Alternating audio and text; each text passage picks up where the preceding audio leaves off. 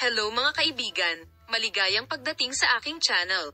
Bago lumipat sa aming video, huwag kalimutang mag-subscribe sa aking channel at i-like ang aking video.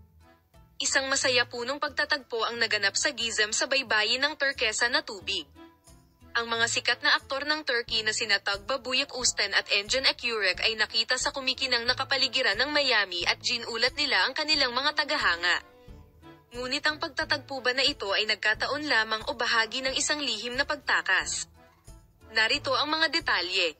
Si Tuba Büyüküstün at Engin Akyurek ay kilala sa kanilang mga tungkulin sa pag-arte na matagal nang nabighani sa kanilang mga tagahanga at nakatanggap ng kritikal na pagbubunyi.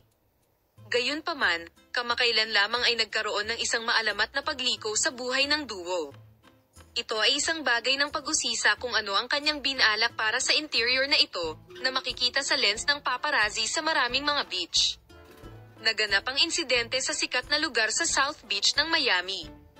Ang nakakasilaw na mga larawan ni Tugba Büyüküstün at Engin Akyurek sa araw ay humantong sa mga haka-haka kung pumunta sila dito para sa isang misteryosong engkwentro o para sa isang ordinaryong holiday.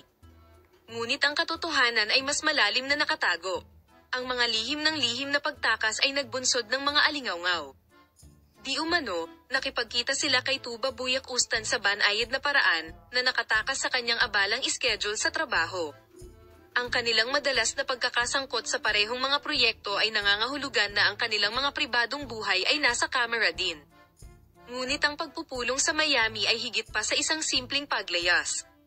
Ang posibilidad na makasama si Selen sa isang bagong proyekto ay mas nakakadurog para sa kanyang mga tagahanga, ngunit kung ano ang proyekto ay nagpapanatili pa rin ng dalawang batayan. Ang isa pang lihim na pagtakas ay ang ginawa ng duo sa Miami. Hindi alam kung nagpunta umano sila dito para sa isang misteryosong pagkikita o para lang magpahinga at magsaya. Ngunit ang kaakit-akit ng Miami nightlife ay iniwan ang pinto na bukas sa lahat ng uri ng mga posibilidad. Ang pagpupulong ng dakilang superior at ang kanyang puting puso sa Miami ay maaaring maging simula ng isang bagong panahon sa telebisyon at sinehan ng 40s. Salamat sa lahat ng nanood ng video ko, bye-bye.